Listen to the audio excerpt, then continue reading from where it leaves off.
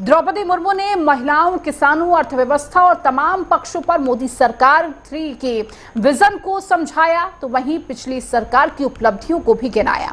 उन्होंने कहा कि भारतीय लोकतंत्र को कमजोर करने के लिए कई तरह की कोशिश हुई है, बल्कि भारत आज दुनिया को हर चीज का समाधान दे रहा है।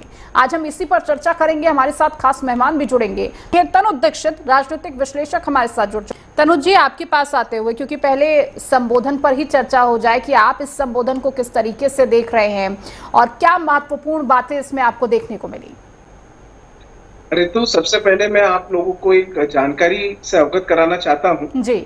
कॉन्स्टिट्यूशनल रूप से प्रेसिडेंट ऑफ इंडिया ने जो स्पीच डिलीवर करी है, ये उनकी लाइबिलिटी होती है। जो करंट सरकार, जिस भी सत्ता पक्ष में जिस भी पार्टी की सरकार हो, वो अपना जो एक तरीके से कहते हैं विजन या लेखा जोखा या आने वाले समय में करने वाले कार्यों को राष्ट्रपति के माध्यम से, एक स्पीच के माध्यम से जो है लोकसभा में एक वैचारिक रूप में रखवाते हैं। और निश्चित रूप से जो राष्ट्रपति ने आज अपनी स्पीच में कहा है, वो जो है बीजेपी गवर्नमेंट के द्वारा तैयार किया एक ड्राफ्ट होता है जिसे राष्ट्रपति पढ़ते हैं। तो निश्चित रूप से हम ये ना सोचे कि राष्ट्रपति की पर्सनल वो है, एक इसके पूरी लाइबिलिटी पार्टी की, करंट सत्ता पक्ष की होती है। ये जानकारी समस्त दर्शकों के लिए भी बहुत आवश्यक है कि आज जो मोदी गवर्नमेंट के 10 साल होने आ गए, मोदी 1.0, मोदी 2.0, नाउ 3.0 में एनडीए की government, Modi plus NDA.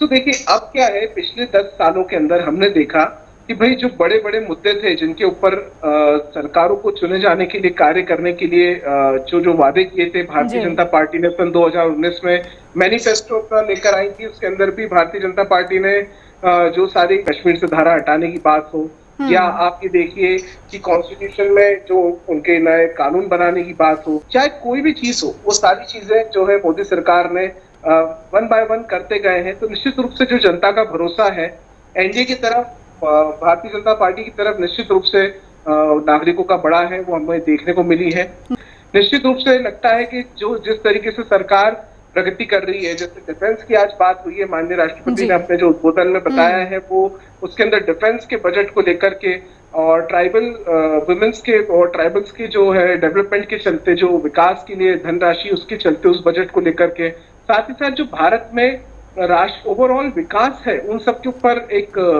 Limelight करा है और साथ साथ सबको उसकी जानकारी दी है।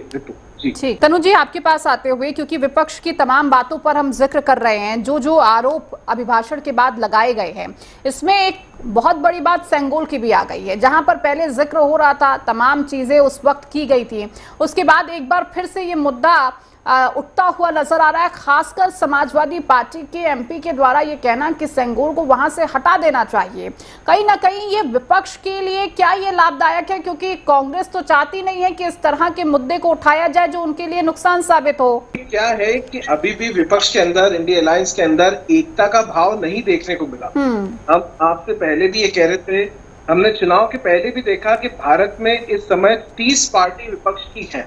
अब एनडीए भारतीय जनता पार्टी को छोड़ दे तो 30 ऐसी पार्टियां जो विपक्ष में इस समय बैठी हुई हैं। उसके बावजूद भी देखिए, जब नेता चुनने की बात आती है, लोकसभा चुनाव के पहले हमने देखा आखिरी में जब इनकी मीटिंगें हो रही थी इंडिया अलायंस की, तो उस समय तकरीबन 15 से 16 पार्टी के प्रतिनिधित्व उन मीटिंग्स में मौजूद नहीं थे। देखिए जो मजबूती है वो हमने शुरू से नहीं देखी है।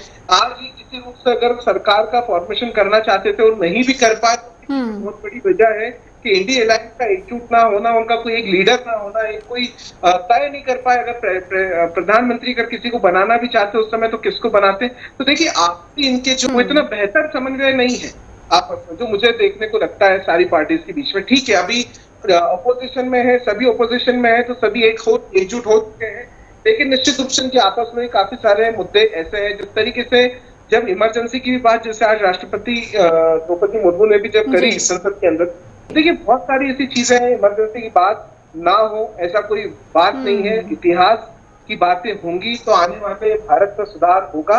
और मुझे लगता है निश्चित रूप से कहीं ना कहीं इतिहास की बातें भी जरूरी है, याद दिलाते रहना चाहिए। इसीलिए होता है ताकि हम उससे सीख सके, समझ सके और उस चीज को बेहतर किया जा सके और उसको दोहराया ना जा सके। और शायद इसीलिए हर किसी को ये इतिहास जानना बहुत जरूरी है। किस समय की कमी भी है। आप सभी का बहुत शुक्रिया इस चर्चा में जुड़ने के लिए। तो राष्ट्रपति द्रौपदी मुर्मू ने अपने अभिभाषण में जहां मोदी सरकार को पिछले 2 कार्यकालों की उपलब्धियों का जिक्र किया, वहीं भविष्य में संकल्प और आशाओं की ओर भी संकेत दिया है। फिलहाल इस चर्चा में इतना ही। नेटवर्क 10 पर खबरों का सिलसिला लगातार जारी है। जय हिंद।